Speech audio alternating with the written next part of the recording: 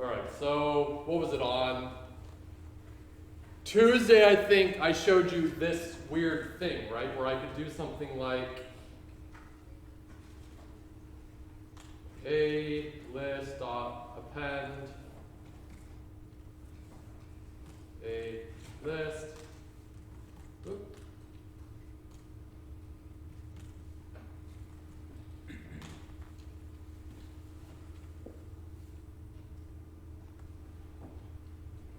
And we saw this like really weird thing.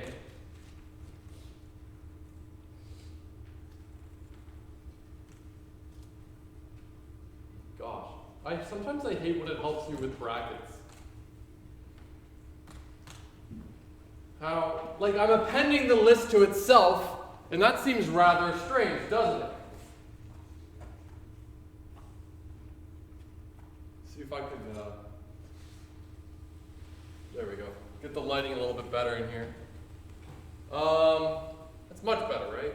See good? Yeah. So this weird thing going on about adding a list to itself, and suddenly, I don't know, this weird stuff's going on there. And I was also talking about aliasing. How, unlike other variables, it doesn't seem to be copying over the contents of the variable to the other variable, right? It looks like it just creates like another name for the same thing. So these two ideas are very connected. And let's learn why. And to learn why, we have to go a little bit back in time. Technically not really that far back in time, because many programming languages are still going to work this way. But I should note that most of what I'm saying kind of technically doesn't really apply to Python. It does, but not in the explicit sense that I'm going to be talking about. So just take this as a high-level idea of understanding. But the reason I am showing you this is like all the programming languages, all the popular ones that people use, will work something like this. So here, and I've kind of talked about this stuff very briefly before, but here's an idealized view of RAM, of memory. So your computer has RAM, random access memory. At the end of the day, it's just a whole bunch of little transistors and electrical components, but RAM gives us a way to put information into RAM, and then RAM can hold on to that information, and we can do stuff with that information.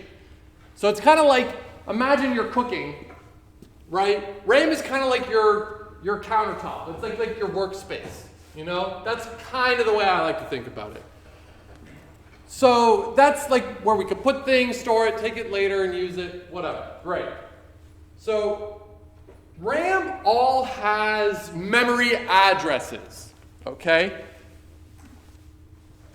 And this is done to, like we have these memory addresses to tell us where, it helps us keep track of where things are. Like, you all live at a place somewhere in town, so you've got like an address, and that address, you can tell that address to people and they know where to find you. That's the idea. So we have addresses, and then we also have contents, and we like to talk about RAM this way. I've got dots above and below because RAM, we've got a lot of it now. We can pretend it's just huge. We've got so much RAM. Great. And we can put stuff in there. So RAM is the whole thing. We put the contents on the inside. And addresses just tells us where we can get things. Now, do note, however, that I'm using decimal numbers here. When I say decimal, all I mean is like 0 through 9 are the symbols we use to, so 1, 2, 3, 4, 5, 6, 7, 8, 9, 10, and whatnot. But there are other number systems like binary. 0, 1, 1, 0, 1, 1, 1, 0, and so on. Or there's also hexadecimal, which is like base 16. And you count in base 16 by doing 0, 1, 2, 3, 4, 5, 6, 7, 8, 9, A, B, C, D, E, F. Where if you see the symbol F, that means the number 16. So we can represent the number 16 with a single symbol F.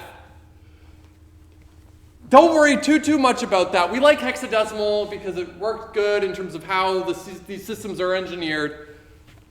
The point is right now, technically I'm showing these as like decimal numbers of memory addresses. Really they should be hexadecimal, but for simplicity, let's just pretend they're just numbers just like this.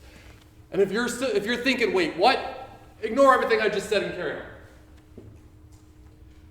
Yeah, so if you ever want to, like, you can actually ask Python something. Like if you ever say like, oh, okay, here's a function, and you print out the function, it'll say, oh, it's a function at there. So when I ran this code, there is a memory address on my computer, or there was at that time when I ran it, which was 00001A481D201E0. That's actually where that function, the code where that function is, that's where it was stored in RAM. You don't really need to worry about that so much. I'm just showing you that it's a thing. Okay, so here's what I mean when I say we got to go back in time a little bit. Although this isn't, again, really true because a lot of languages work like this. But you'll remember we were talking about if we have letters, I can only put a single letter in each seat, right? If we have a list, maybe we can only put single numbers in one seat. We can't put multiple things in one seat. We can't. And if we go back, so in Python we have lists. Lists are actually super amazing, powerful linear data structures that you'll use a lot in your life if you're a programmer. Python gives us lists for free. And the other languages, I suppose, you know, they give you lists for free as well, but Python really, really gives it to you for free. Like, just when you load up Python, lists are a thing. In other languages, you don't get lists that easily. You get what we call arrays. Now, do not confuse this with NumPy arrays, which I don't know if I've talked about yet, but don't confuse it with NumPy arrays. And if you don't know what I'm talking about, just like everything else so far, just pretend I didn't say it. But we have arrays. And arrays are kind of like the building block that we can use to get to lists. But arrays, think of them as lists that are far less useful. Arrays are, here we go. They have a fixed size. Meaning if I make an array, I have to tell the computer, make an array of size, what do we have there? 1, 2, 3, 4, 5, 6, 7, 8. Make an array of size 8. Great. And there we go. And I happen to put the symbols A, B, C, D, E, F, G, H in there. The fact that those are letters doesn't really matter. There's just some contents in each of those cells. So that's my array. You see what I mean, how it kind of looks like a list though, right? You might say, okay, but what's the difference? Well, the difference is I can keep appending to lists.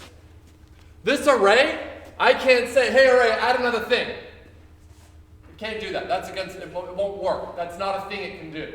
It's stuck. It's like if I had 1, 2, 3, 4, 5, 6, 7, 8, 9 people sitting there and I tried to add another one, there's nowhere to go. It's not going to work. So arrays have a fixed size, and you don't get all those fancy methods that come with lists.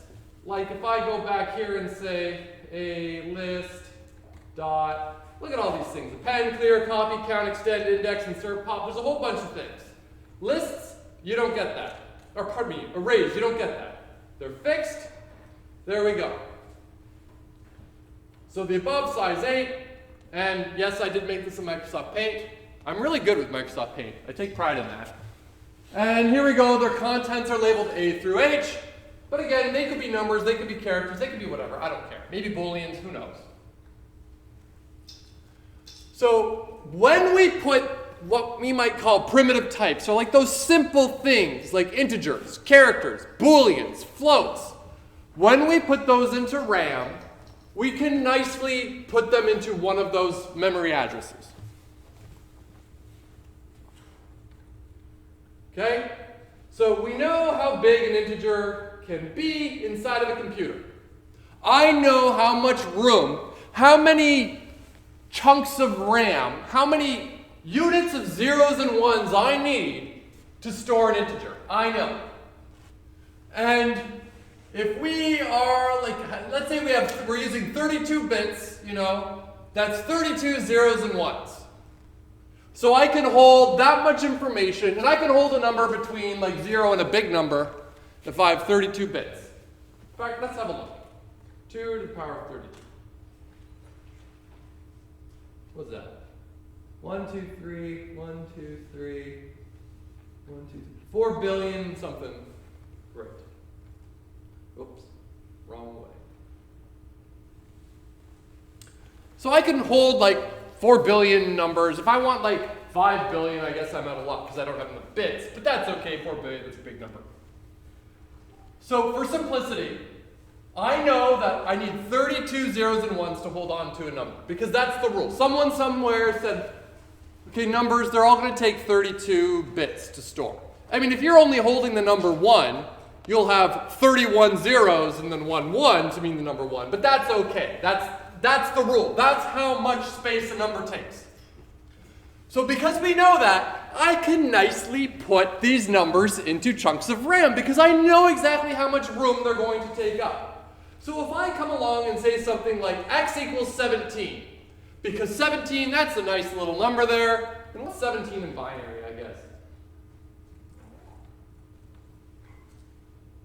I guess 10001. Great. So I've got the number 17, which is 10001. And I can nicely put that in RAM somewhere. So it just so happens, and I don't really have control over this, it just so happens that at memory address 126, I put the number 17 in there. And my variable name is x, and that just gets me to where I stored it. So x knows where to go, like x knows it's that box right there. So whenever I say x, it just goes, okay, yeah, it's 17, great. So far, this is just explaining how we're kind of like storing at a high level and retrieving information from RAM when using those simple little types we were using before. So are there any questions about this so far? Because so far, this is the, I don't want to say simple stuff, but this is the not potentially weird, but totally does still make sense stuff. Yeah? Okay, so basically x is just a pointer to Ooh, don't use that word pointer. It's not a pointer. It just like, it gets us there. And the reason I'm being picky about the use of the word pointer is because that word means something very special. So you're not crazy for thinking that, but your head's in the right place, but just don't use the word pointer. Yeah? Practically, will we ever use arrays over lists? In Python, no, because it's a pain to actually get arrays. In like 162, yeah, you're not allowed to use lists. You got to go from arrays. But then we work our way and use arrays to build up to lists. So you basically reinvent lists yourself, but as an exercise of learning how these data structures and algorithms work. Programmers in the future, when you're programming and you need a list, you're never going to reinvent it yourself unless you have very cool, interesting hacks that you know about your data that you can implement to make faster. Chances are you're just going to like, if you're using Java, you'll like import lists, and then you're good to go. Great. Good question. Any other questions? Okay, so, there. If I then go and say, okay, y equals x, here's what the computer does, and listen closely, because this right here is the trick. The computer will find some chunk of RAM, there, great, 129. Just so happens that it's pretty close, and it copies the contents of what was in that memory address over to where y is getting us to. So, listen carefully. It copies the contents of what's in that memory address over to the new memory address. So it's doing the copy. And that's why, remember, when I said something like, if I were to now say y equals 14, x is still left alone because they're independent copies of one another. Any questions about that? Because again, now's the time to ask. Because it's gonna start getting weird, but not at the same time. So there we go. I copy over the contents of x and put it into y. Great.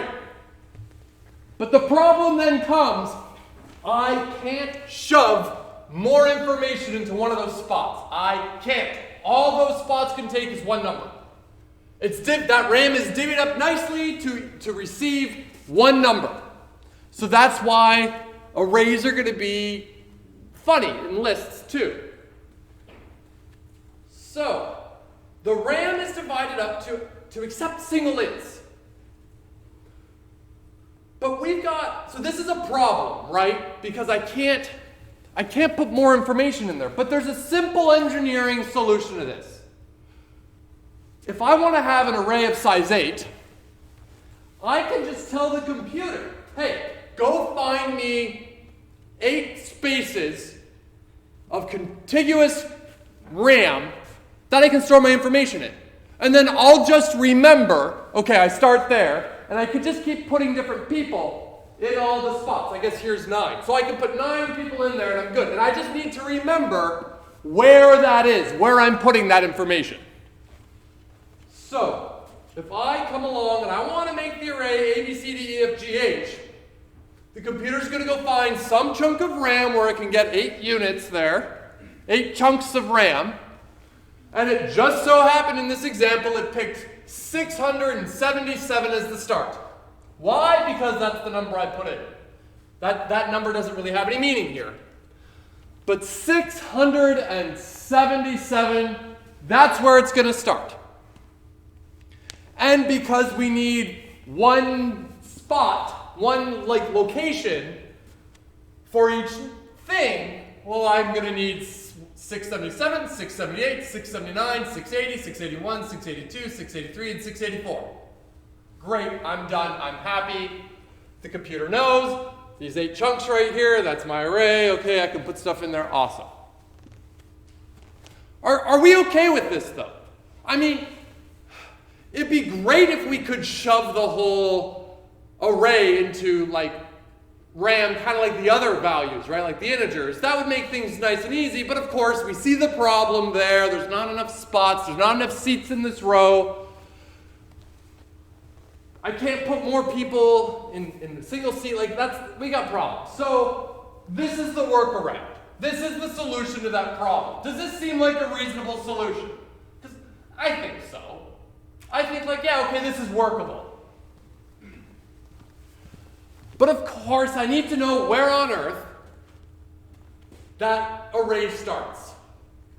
So I'm going to know that it starts at 677, goes to 684, and how are we going to keep track of it? Pointers. So pointers are the solution to this problem. What we'll do is, if I say z equals that array, so the computer goes to location 677, and it creates that's the array. The array is over there, and it starts at memory address 677. But we'll see that z gets created somewhere else. And the contents of z is not the array. It's a pointer to where the array starts. So, if I say, what's in Z, you are never allowed to say a list or an array. Because that's not how this works.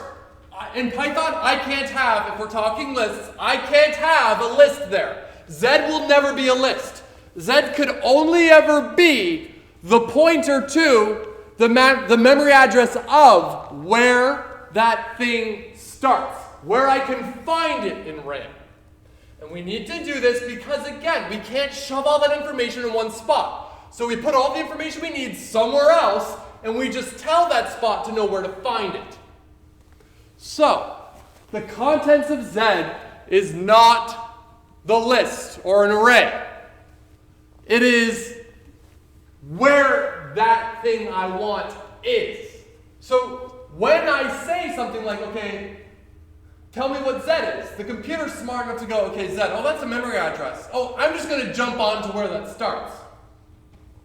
So it's smart enough to connect those dots for us in Python. It's great. It's saving us a lot of time and energy of thinking about having to manage these pointers, of saying well, no, I don't want the memory address. Don't tell me that. Tell me what's at that memory address. So Python is just kind of it's that memory address, it's just the pointer. And Python's smart enough to go to the, look at the pointer, follow it, and get to where I need to go. Any questions about this? Yes? If it shows the address of where it starts, how does it know where it ends or how long the array is? So, if we're talking about other, it depends on which programming language we're dealing with. If we're going way far back and talking about a language like C or C++ and we're dealing with basic old arrays, it doesn't actually know when it ends. It trusts you as the programmer to know where it ends. But that can be really problematic because it won't tell you if you're indexing an array that's out of bounds. So if I go so here I've got 8 spots. If I say Z at location 55 equals happy face, I'm going to go to that memory location that's 55 below 677 and change what's in there. But what if something important was in there? We just messed up. So other languages, it makes these things objects, and then these objects kind of know a little bit of facts about itself. More on objects and classes very soon. For right now, though, don't worry about it. Don't worry about it. Good question, though. Really good question. Other questions? Is that a question up there? No, just a stretch. One over there? Yeah. Is X and Y placed for a reason, or is it just random? No, it's just, they just happen to be there. If I hit run again, they're somewhere else. Yeah, it's arbitrary. Yeah? Basically, with pointers, you have a way to figure out how to read certain ones, certain random. Is there also a way to write out certain parts of it using pointers? Well, so you'll notice that the memory address 677. So here's that neat little tidbit I was talking about before about why we start counting at 0. It's because it means go to that memory address plus 0. So go to memory address 677 and add 0 to it and give you the contents. That's why we start counting at 0, because that's the beginning. So if I said, give me that address plus 4, well, 77, then 1, 2, 3, and so on. So it's actually kind of doing this memory address arithmetic for us, which is kind of neat. And we'll actually play with that in 162 as well. So yeah, we can have fun with that. Any other questions? These are great questions. Really good. I sound like a broken record, but I really do like getting questions during lecture, because it does get boring just talking at you for an hour. Okay, well, those are good questions, though. So, this is the situation. So Z gets us the memory location where the contents is another memory address. So Z is like the variable, and in that variable, it's the address of where our array starts. That's our current situation. What's this activity? Take a minute, look at the picture, see if you can explain why we start counting. Oh, well, I spoiled that one for us. So, you might be thinking, okay, but earlier when you showed us that weird thing, my list is that, another list is that, I change it and it affects the other. There was that whole alias thing where we now have two names that mean the exact same one thing, where if I change it using one variable name, it changes it with the other variable name too. So this is where that comes up.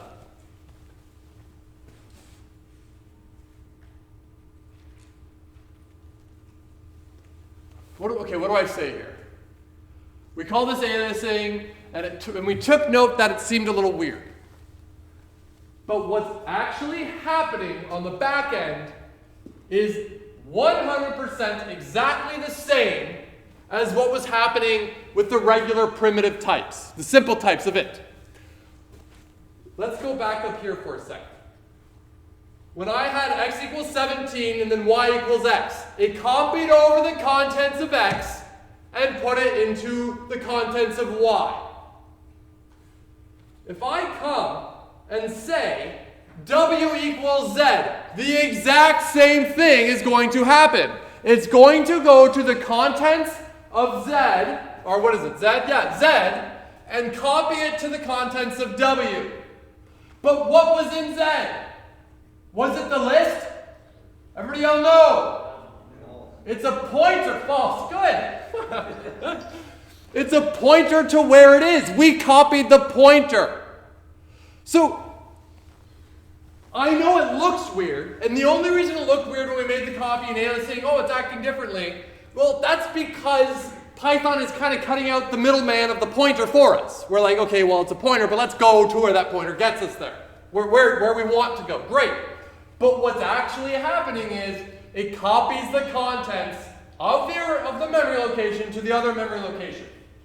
It works the same way. It's just the types of the things were different. The types of the first stuff were integers. The types of the second stuff, well, those are memory addresses. I'm still just copying those things over, though. So, it's the same thing. I can say W at location 4, and it gets us, if I say W at location 4 is P, great, it changes it. Does this picture make it like abundantly clear why it changes for Z as well? Because the two pointers are pointing to the exact same one single thing. So when we change that one single thing, everything pointing to it will seem to have changed as well. Because it has. So, everybody in this room, let's say I'm an array. Okay? And I say, okay, what's your first name? Okay, so you're equal to this array. So point to me. Then I say, okay, you're equal to him. Point to me. Copy over the contents of him, which is the pointer. So I'm having them pointing represent the fact that they have the memory address that points to where I am. Now, I could keep doing this, where, okay, you equal to her, point to me. Keep pointing. You equal to him, point to me. Point to me. And so on and so on. Everyone point at me. Everybody, do it. So I'm standing there. And then who? You. Tell me to raise my right hand. All right. Okay, great. So I did this. You changed me twice. Through you. Because you're the memory, you're the variable name that has the pointer that gets to me. Everyone keep pointing at me. Is the thing you're pointing at, did it seem to change? Yeah, it did. It's because there's only one array. But there are, I don't know, how many are you in here? Like 40-ish? There's 40 pointers pointing to the same thing. Okay, you don't have to point anymore. You're good. Point being, there's one of me. You change me, it'll change for everything that's pointing to it. Because there's only one of those things in there. There's only the thing starting at 677 all the way to 684. Questions about this? Because I just explained that weirdness that's actually not weird and totally makes sense. But it might still be very weird for you. Yes? Is there a way to make it so they're not like connected anymore? So if you change it for Z, it doesn't change for W? So if you wanted to do that, you would have to explicitly make a copy of the array, which you can totally do. There's a bunch of ways you can do it. In Python, there's some like shorthand ways of making a copy for a list. But another way would be like, okay, create a new list somewhere and keep adding the stuff from that list to this one. Kind of like doing a linear search, but instead of searching for something, you just keep copying the contents over. And now you have a new list. So yes, there is, but we have to make sure we are explicitly making a copy of the thing that the memory address is pointing to, and not a copy of the memory address that contains just a pointer. It's a mouthful, eh? Other questions? Okay. So, memory typically works like this for non-primitive types. So like lists, arrays, strings. Now, I say typically because there are a lot of like asterisks here, right? Especially in Python. Don't get me wrong, there's tips and tricks. But if we go way back in time, this is basically it. And I'm explaining it for the intuition, not for you necessarily knowing the nitty-gritty details at this point, because it's not necessary to know these nitty-gritty details. I'm just showing you them to explain why it does seem to act differently when in reality it's not actually.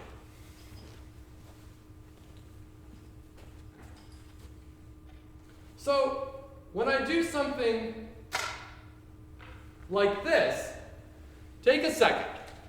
Look at this code. I'm going to give you 20 seconds to look at this and try to explain what actually happened there.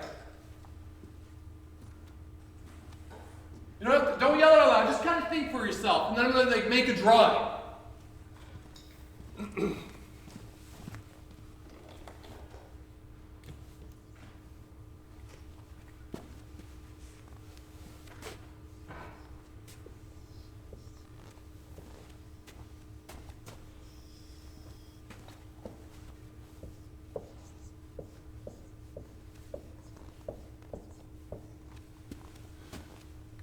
I go all the way to FG, but let's pretend I just go to E.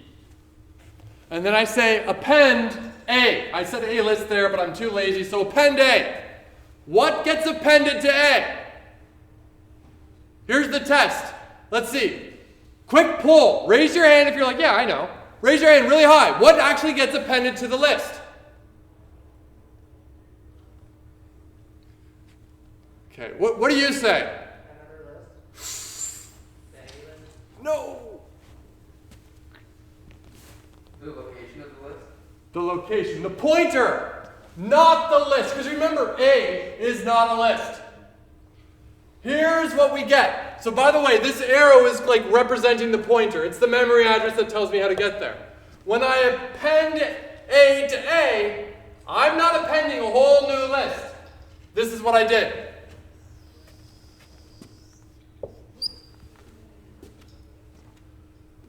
I appended a pointer to itself.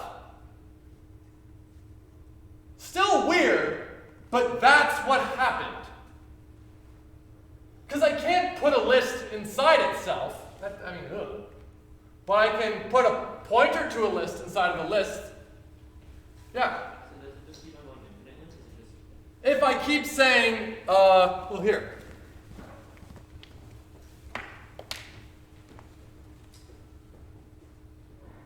What is A list at location? Okay, 0, 1, 2, 3, 4. Oh, whoa. 1, 2, 3, 4, 5, 6, 7.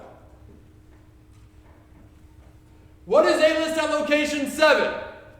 On the count of 3, yell it out. 1, 2, 3.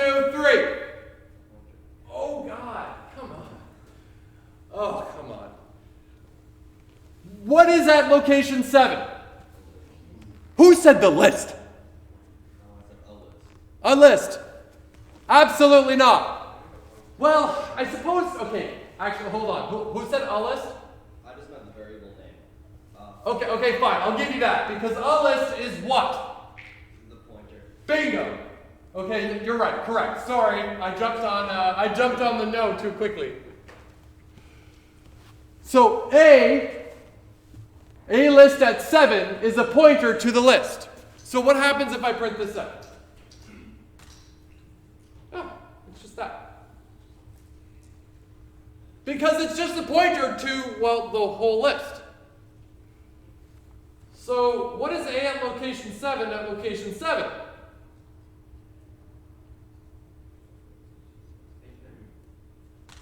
Same thing. What's A at location 7 at location 7 at location 6? Everybody say G. Yeah, checks out. But what is at location 7? My goodness. Can I just keep doing this forever and ever? And the answer is yes. It's just a cycle. It's saying, okay, that's this. And then at that location, well, that's just this list. And then at this location, oh, well, that's just this list. And this is, well, that's the pointer that gets me to this list. And I can do this forever. It's created this cycle. It references itself. Who here is like, cool? I think so. I like how no one raised their hand until I said so. They're like, well, he thinks it's cool. Who here thinks this is terrifying? Kinda, yeah, I think this is kind of weird. This right here, these types of ideas are where computer science gets really fun. And I'm not saying that as it gets fun. I mean, no, legit, it gets really fun and crazy. This is where all of the interesting stuff really happens. Don't get me wrong, everything is still very interesting. But once we start talking about this kind of stuff, that's where things get weird and interesting. We will continue this conversation of the weirdness at the end of the semester. Mostly because I don't want to scare you away yet. But sit tight and you'll see some really interesting and be introduced to some really interesting big ideas. It's kind of similar to that idea of this statement is false, right? Like, well, that statement is referencing itself. And then we seem to have a bit of a paradox because if the statement is false, that means I shouldn't trust what it's saying. And because it says that it's false, therefore it must be true. And then if it's true, I should listen to what it says, which says it's false. But then if it's false, it must not be true. But then if it's not true, then it must be true. This is where the weird, fun, interesting stuff happens. Anyways, lists and loops. Just like we use the for loops for strings, we can do that for lists as well. Because the for loops are, before when we were using it with strings, it was like for each character in the string. For each letter in the string, great. For lists, it's just more general. For each thing in the collection of things. So if I say,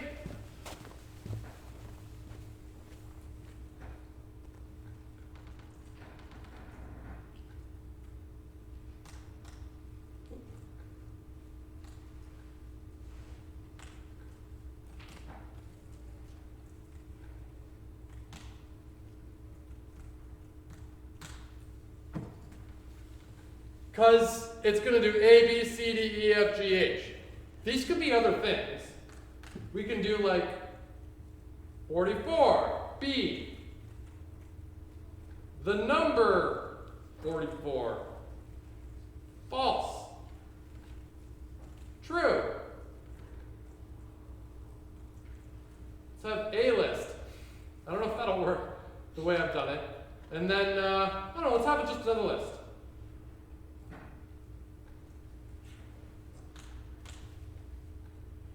Oh, there we go. Cool.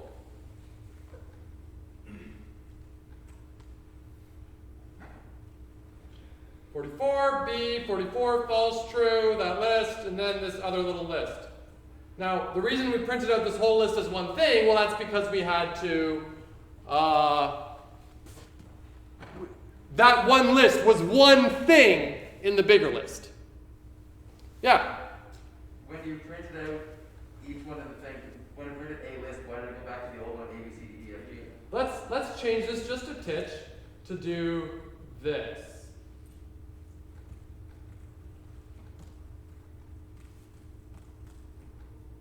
There we go. So I suspect the reason why was because before I hit run, a list was just that list. And so when I added it to it, it was just that list, and then I reassigned it to be something that was cyclical. So at the time that I put it in there, it wasn't cyclical. Where now it is, because a list does exist as that, and then I added it to it. Anyways. And that's why when we printed out the last thing, we got the whole list. Cool. Other questions? That was a good one though, because I did take pause too, going like, wait, that doesn't make sense, but it's just a consequence of the order of how things happened.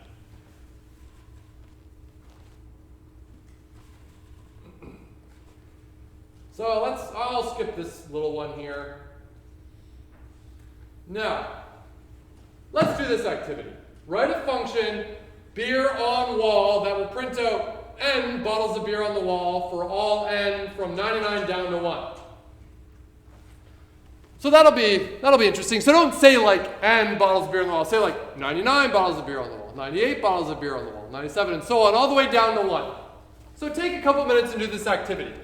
And I do recommend remembering the fact that range exists. And if you don't remember how to use range, maybe look into it, play around with it a bit, see what you get.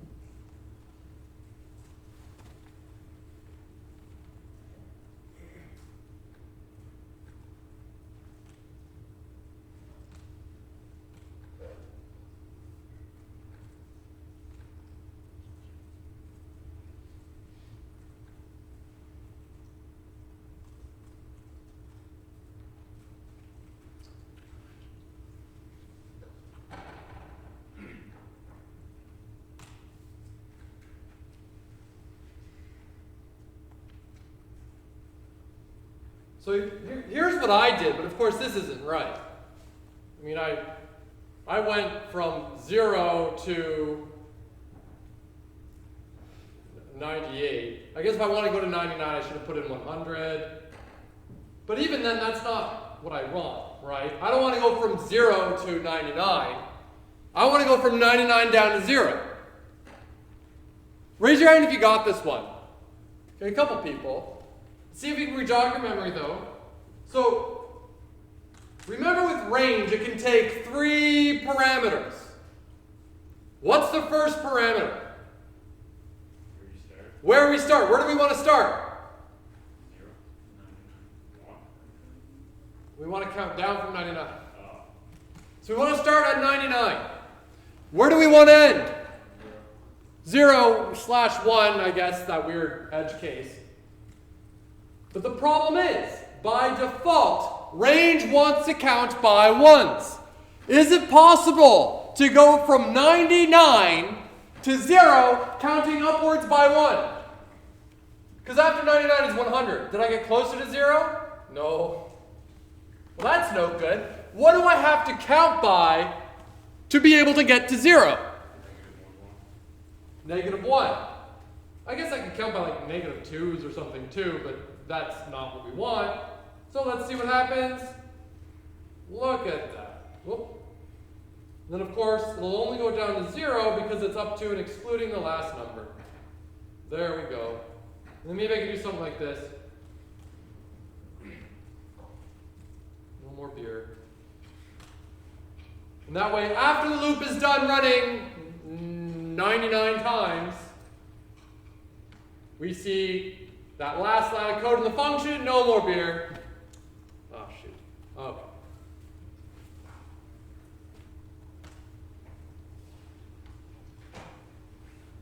Here's what I'll end on. This right here, a lot of people are noticing this on the assignment. With the for loop, it's great because if I print out, if I said,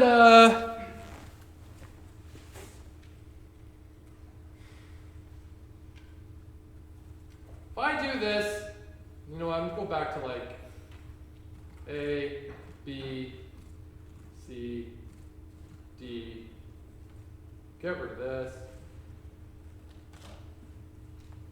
This is great, because with the while loop, remember the while loops were only really good at counting the way we were using them, and then we had to say, well, the list at the certain index, right, at certain locations. Where the for loop, this is fantastic. It cuts out the middleman. I don't get the index, and then I have to use the index to index the actual thing to get the thing I want. The for loop just automatically gives me the thing I want in order. Fantastic. But sometimes we really do want that index. Because if I know the index of the thing I'm looking for, I can get to it from, like, if I have access to the list. Right? I mean, that's just how we do it. So if I have the index, I can get to the thing, and I've got all the information. But if I have the thing, I don't automatically know where that thing is in that list.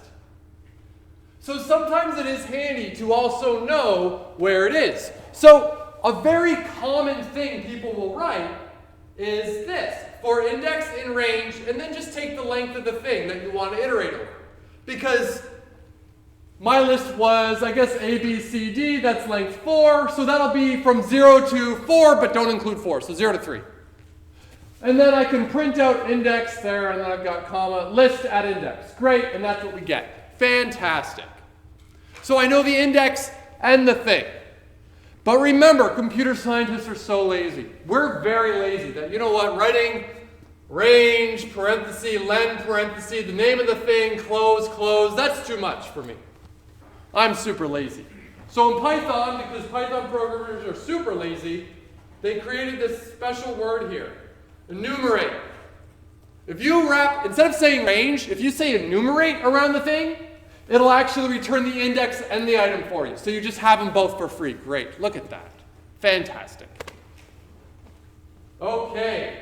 See you all Tuesday, unless you're in lab today.